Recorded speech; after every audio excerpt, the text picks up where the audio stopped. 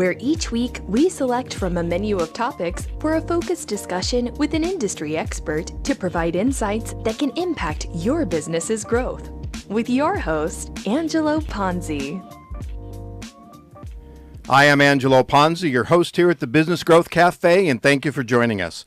Today at the cafe, I'm excited to have DiCostanzo, CEO and co-founder of Pedego Electric Bikes, here in the studio discuss riding on the road to growth is not necessarily a long and straight one. Don, welcome.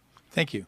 Yeah, I'm really excited to have you here. Now, we saw each other in the hallway for the first time maybe in 3 or 4 years, but I want to tell the audience I am a Pedego owner. I have 2 bikes, my wife and I, and I'm not sure if this story was ever communicated to you, but our very first weekend with the bikes, we took a 47-mile ride. It was crazy. We weren't even thinking about it. Thank God for throttle, because it was all uphill all the way back. And shortly after that, we talked to somebody in your Huntington Beach stores where we got the bikes. They gave me the name of a trailer hitch company, and I went and had a hitch put on the back of my car, bought a rack, and now we just take them down to the beach as opposed to trying to ride down there. We have all our energy when we get there. Great story. Yeah, thank you. So before we get started, why don't we just put a little context for the folks that are listening today of who you are and a little bit about Pedego. Well, I wasn't born here in California, but I got here as fast as I could because it's a great place to live. And one of the things we have the ability to do is enjoy great weather all the time. And one of the pastimes that most of us who were growing up as kids is riding a bike. But one of the things that stops us from riding a bike is just what you mentioned, hills. You know, if you took that long ride all the way down, if you had to look forward to that terrible ride back where you had to go uphill or face headwinds, the electric bike does that. So, you know, my pastime as a kid was riding a bike, and as I got older, I lived at the top of a hill, and I loved to ride my bike down to the beach, but I didn't love going back up that hill. So consequently, I didn't ride my bike very often. Once I found out electric bikes, I discovered there was a way you could get back up the hill, still get exercise, and still get the enjoyment of riding a bike with all the negative. And at the end of the day, what an electric bike does is flatten hills.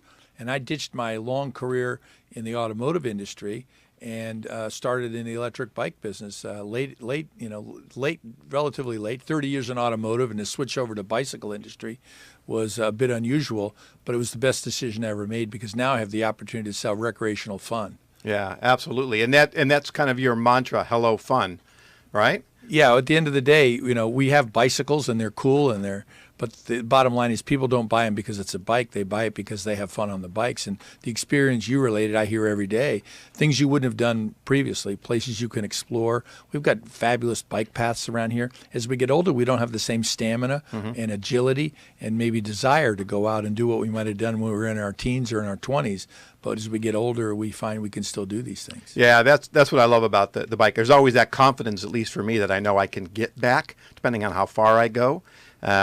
And I love, and we won't necessarily get into all the details about the bike, but with paddle assist and all the things that can help move you along, it's a lot of fun. I ask a couple questions of all my guests before we get started. And the first one is, when you think about growing your business, what keeps you up at night? Well, I'd say there's not a lot that keeps me up at night because I get every day I wake up and I know I'm going to have a different day. But the challenges we have is supply chain. You know, we got hit with tariffs, and we have a lot more competition than we've had in the past. And there's a lot of people selling a lot cheaper product without any support behind it. So people will sometime invest in a cheaper bike and then only to find out once it breaks, they don't have any way to fix it. So I make sure that we've got I stay awake at night trying to figure out how ways we can better serve our customers. We have 2 goals at Pedego. Number 1 is to delight our customer. And that's the most important goal. We not satisfy them because it used to be customer satisfaction was everything. It's not enough anymore today. You have to delight them. Right. And the second goal we have is to make our dealers successful because without our dealers we can't delight our customers. Right. So go ahead. So that's what I work at. That's what I think about and better ways to do that. Okay. Yeah, absolutely. And we're going to talk a little bit about your dealer network a little later in the show. The other question I like to ask is, what is the best business advice you've ever gotten and or given? Well, there's a lot of things, but I would say the best advice that I've gotten and I give out almost on a daily basis is, as an entrepreneur, there are no failures. There are only learning experiences. I'm not so sure where I picked that up, but anytime someone said, I failed or this didn't work, I said, it's a learning experience. And I was with a potential dealer today that's opening up some stores in Houston, and he said he worked at Amazon. And he says, for 4 years at Amazon, they taught me to fail quickly. Okay, and I think that's a good story. You know, you have to try different things, and the world's a different place than it was just a few years ago. Yeah, absolutely. And failure should be accepted as a step to success, because as any entrepreneur will tell you, not everything they do is successful. Yeah, absolutely. I've had a few serial entrepreneurs on the shows the last few weeks, and the gentleman last week had 10 companies, 3 were successful and 10 failed. And myself, I mean, I've had been fortunate to have a few successful ones, but I call them dead bodies along the road, right, or a lot of road litter, because I've had a few of those. But to your point, that's how we learn and be able to take that and not have fear and have right, focus and always take one step forward. I pulled up a couple stats, and I want to congratulate you and certainly the organization. Pedego has been ranked in the Inc. 5000 for 5 years in a row. That's fantastic. You have gone from fewer than 30 stores to over 150 worldwide in less than, 10 years? 10 years approximately. And you personally were Orange County Business Journal's 2016 Entrepreneur of the Year. Congratulations. Those are wonderful stats. Thank you. Now, to get there, of course, I talked about that bumpy road, lots of ups and downs, twists and turns. So let's talk a little bit about that. You launched Pedego in 2009. 2008 was actually the year that we formed the company, but we didn't start selling bikes till 2009. So when you were ready to go, rock and roll, did you have a clear vision, or was it, I'll say, typical entrepreneurs? I have got a great idea. We have really a lot of passion for it, and we're gonna march forward and not necessarily have the long-term vision in the road. The latter for sure. You know, if you asked me to write a business plan today, I'm not so sure I could. I've written lots of business plans in my career. None of them ever worked. It's the one that I didn't write the business plan turned out to be the best one, because there are a lot of turns in the road, and you have to make the decisions when you get to each fork. But just to give a little bit of context to it, I did own an electric bike store in 2007 that I started, and that's where I learned the business. I call it my lab. And I did the R&D there to figure out. And there I sold electric bicycles. I sold an electric car, the Zen electric car, Zenn. They're since out of business. And I sold electric golf carts, electric skateboards, electric scooters, and electric bikes. And I figured out in about a month or two that electric bikes are where it was. Oh, okay. And that's what it gave the idea to form a company to sell nothing but electric bikes. And it had been tried and failed before with Lee Iacocca.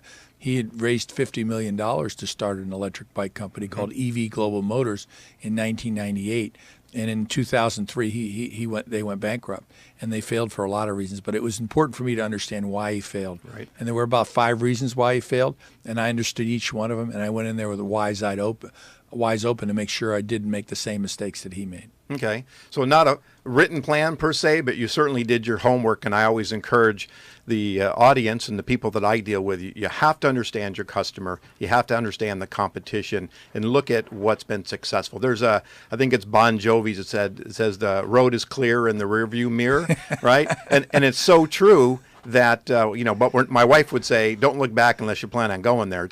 And so we kind of combine those things, and we're always moving forward. Well, are you Italian? I am. So in Gumball Rally, there's a famous line in there, and the Italians get in the car and they're ready to race, and I think a Lamborghini or Ferrari, and they rip off the rearview mirror. And the first thing he says, "We don't care what's behind us." I love that. So when you think about when you brought the bikes to market and you looked at the successes and the failures that have been going on currently and prior to you, there were obviously challenges and obstacles. What were some of those? And are they similar to what you face today, or that kind of dynamic has changed? Well, I'd say that every year we had a different set of challenges. And I look at challenges as a way to prove who's better. You know, if you have an unsatisfied customer, I make it my personal ambition to make sure that I not only turn that customer around, but make him delighted. So there's no length I won't go to satisfy a customer. That's been true without. Each year you have a different set of circumstances. It might be a quality challenge. It might be a supply problem. It might be a tariff problem. It might be a competitive problem. Every year there's different ones. You just have to, as an entrepreneur, you just have to be prepared to deal with any of them. And I look at them as challenges and opportunities and to prove that we're better. So I think that's important for entrepreneurs to consider. You have to either be first or best. I like to be both. In the case of the electric bike world with Pedego, I'm not going to say we're the first electric bike, we're the first ones to develop a brand. And I also think we're the best electric bike company. And that's what I spend every day thinking about, how can we be better, because there's people chasing you. And once you have a successful idea, you have a lot of competitors. A lot of competitors. Hence, let's tear the rearview mirror off so we don't know who's behind us. Exactly. Now, at one point in time, you expanded internationally as well. Were those similar issues or challenges, or another whole new set? Well, we never consciously decided to expand internationally. It came organically. The power of the internet, people find you and they hunt you down. And we had a person in Europe that wanted to distribute our product in Europe, and we said, no, we're not. We're making our products for the U.S. We're committed to the U.S. And his insistence, and he'd come over and he said, promise, just give me a day. I'll fly over.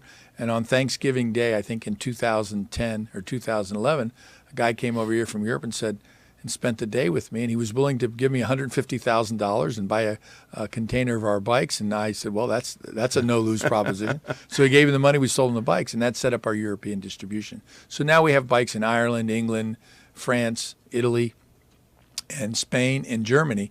And it's not anywhere near successful because it's a different market over there, right. But it's just an extra. Our most successful foreign market's Canada. And while export business comprises less than 10% of our business, at least we have a stake in the ground in those markets. And as time goes, we'll eventually expand. But our goal was to be successful first in Orange County, and we have 6 stores in Orange County, and then expand that. And then we went to San Diego and then up north. And California, Pedego's fairly well established. We've still got the rest of the country to do. And this is still the best country in the world to do business. Yeah, absolutely. And there are so many opportunities with 150 stores, whatever the number of here in the U.S., you barely scratched the surface. We think the goal is about 500, and people say, how do you know that? I said, because that's about how many Whole Foods has. Okay. And that's our very sophisticated marketing. Somebody asked me today how many stores we're going to have in Houston, and I looked up, and Whole Foods has 6 locations in Houston. We'll have 6 Pedegos in Houston. You made a comment that your goal is, if there's an issue with a customer, it's always how do you delight them. But you use the word I. Do you physically get on the phone and talk to your customers? Well, when it gets to me, I do. Okay. But when it comes to me, it's a problem. Okay. Because somebody in my organization failed. And I probably get 2 or 3 calls a year that end up floating to my level. It might be a random one. It might be that nobody else was able to do it. But because I have the right people, they already know. And their question is, what would Don do? And I teach them that. And it's to do whatever it takes to delight that customer. I don't care what it takes. I don't care what it costs. The cost is irrelevant if it's not logical. I always say you can't have a logical solution to an illogical person. And sometimes some of our customers are illogical and their thinking's illogical, but that doesn't stop me from wanting to delight them. Absolutely. And really that's the culture of the organization. I mean, it's really top down, and I'm a firm believer. Culture is not built bottom up; it's top down to make sure everybody's on the same page. And I know we're going to talk about branding, and I know you've got a marketing degree, and certainly CEO believes in branding. Woohoo! I love it.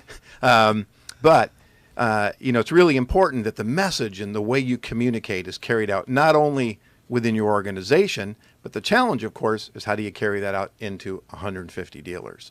So what are some of the tactics and strategies in a dealer network that you use to make sure that the brand is always customer facing? So the first and most important thing we do, we are the dealer's back office.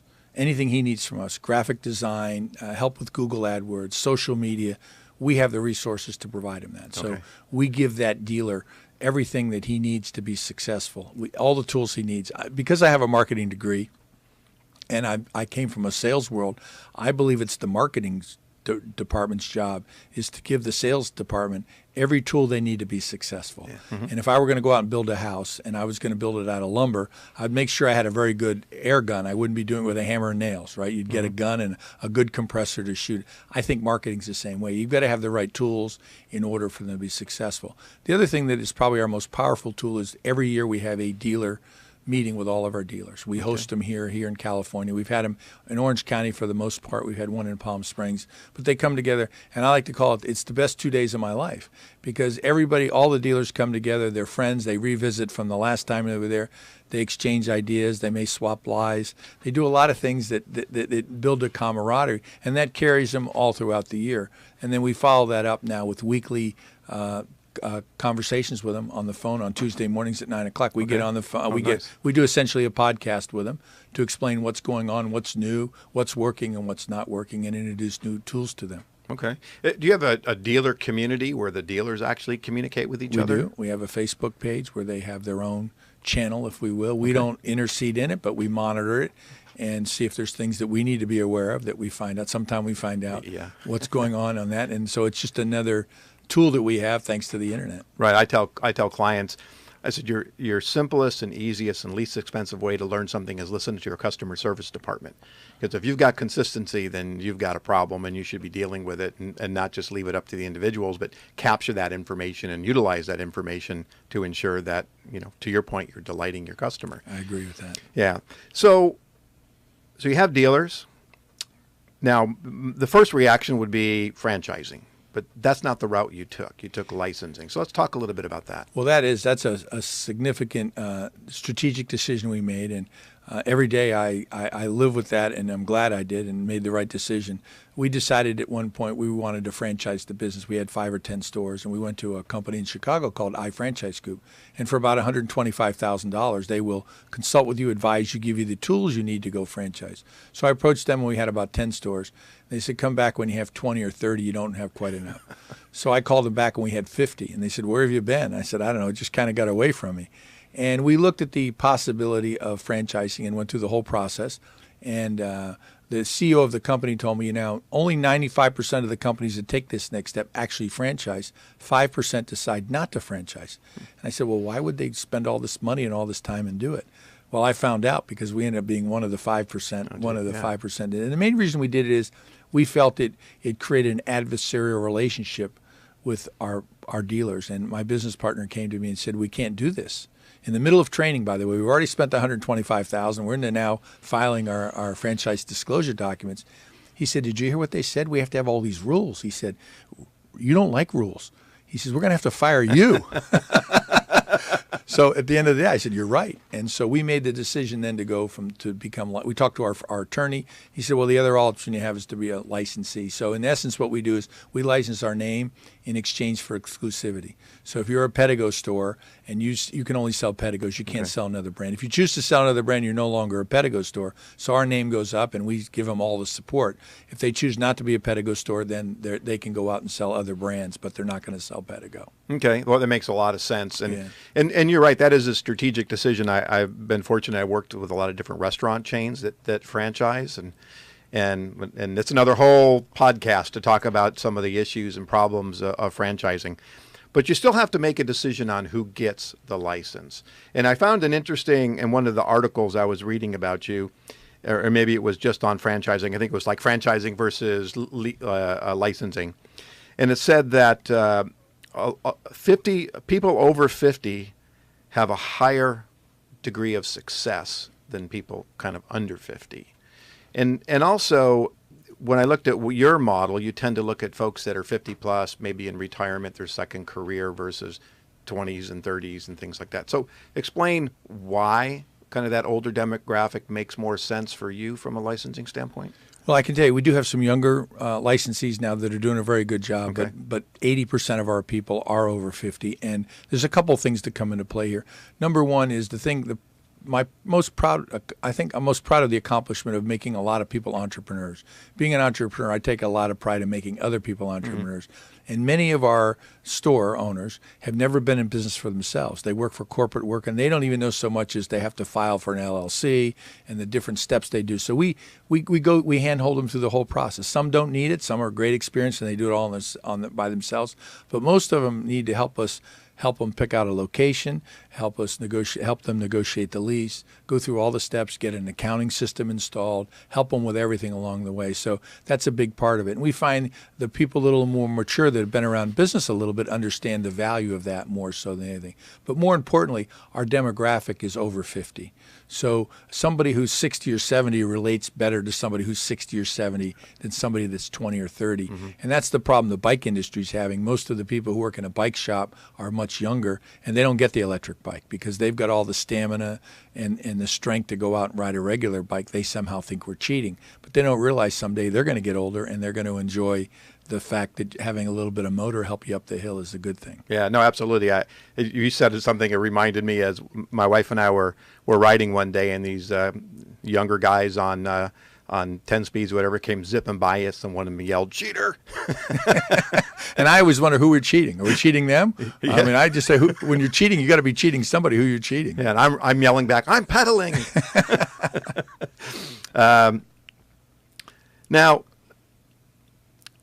in the restaurant business, we'd say, we need to put butts in the seats. In your case, we need to put butts on the seats. Correct. So what are some of the marketing challenges and things that you do to help drive customers to the stores? Well, that's a great question. We spend a lot of money not to get customers to buy a Pedego, but to get customers to try a Pedego. We don't want them to buy one. In fact, we advise them not to buy an electric bike. People say, should I buy an electric bike? I say, absolutely not.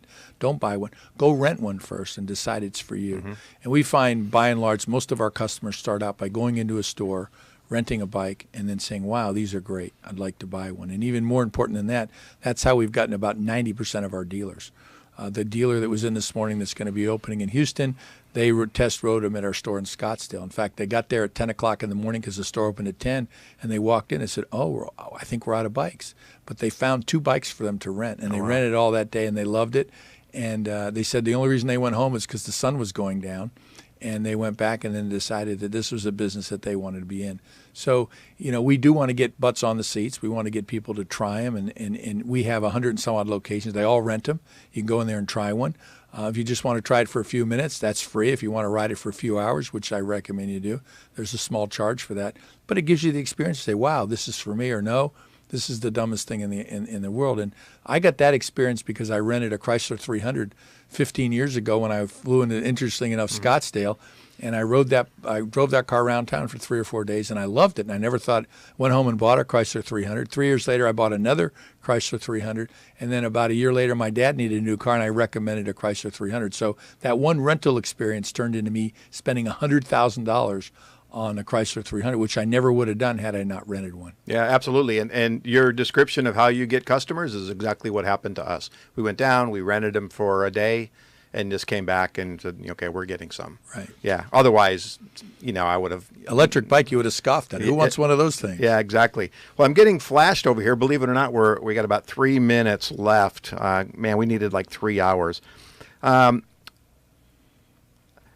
a minute, you now have some celebrities. William Shatner, which I'm a fan, Martha Stewart, Snoop Dogg. Mm-hmm. So you're starting to get some celebrity endorsements.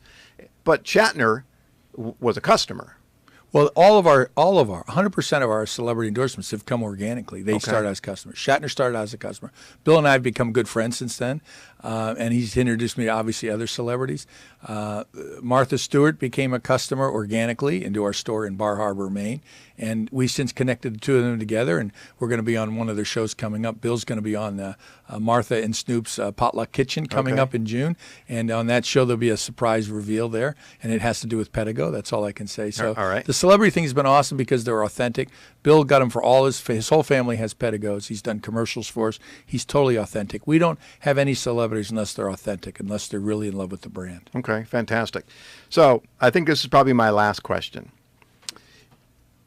Thinking about business growth and the people listening, what are 2 recommendations or tips you can give to entrepreneurs as they're starting off or on the road to growth, if you will? Well, the number one thing is I'd say don't go into something you're not experienced and have some knowledge about. Before I opened Pedego, I opened a bike shop as a hobby or a shop to sell stuff. Mm-hmm. That's where I learned it. I don't think I could have started Pedego without that retail experience. So whenever I have to deal with a customer or a dealer, I understand exactly what position, because I started as a customer, then I became a dealer, and now we're a brand. So that's probably the single most important. Be experienced. Understand. Don't go into things blindly, because the things you don't know about are going to kill you. The other thing is that you got to be passionate about it. You better love what you do. I liked what I did when I worked in my former careers. I really liked what I did. I never loved what I do. Now that I love what I do, it's not work anymore. I haven't worked since I started Pedego. Every day is just a joy, and it feels like I'm working in my hobby. And to me, if you can achieve that, that's magical. Yeah, fantastic. That's what we all want to achieve. So thank you so much. Why don't you tell the audience about how they can find out more about Pedego and about you, or Well, it's pretty simple. You can go to pedego.com. That's Pedego.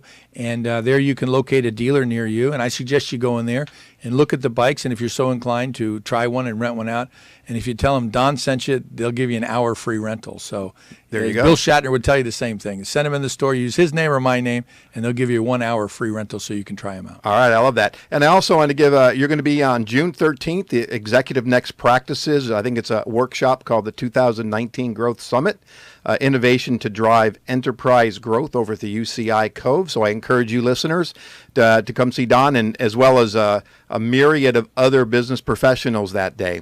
Well, thank you so much. I really appreciate you being here, and thank you for joining us at the cafe. You can find out more about me, read my blogs, or view my show videos at theponzigroup.com, or connect with me on LinkedIn. And if you're in the business, needs a CMO, but you're not ready to hire a full-time person yet, connect with me. I'd love to talk to you about the idea of fractional chief marketing officers. And you can subscribe to the show at thebusinessgrowthcafe.com, or we on iTunes, iHeartRadio, Google Play, Spotify, Stitcher, SoundCloud, and Spreaker. And believe it or not, lots of platforms around the world. Join me next week for lunch at the Business Growth Cafe. Thank you for listening to today's discussion at the Business Growth Cafe with your host, Angelo Ponzi. Take a moment to subscribe to this podcast and visit our website at www.businessgrowthcafe.com. Read Angelo Ponzi's blogs at www.theponzigroup.com.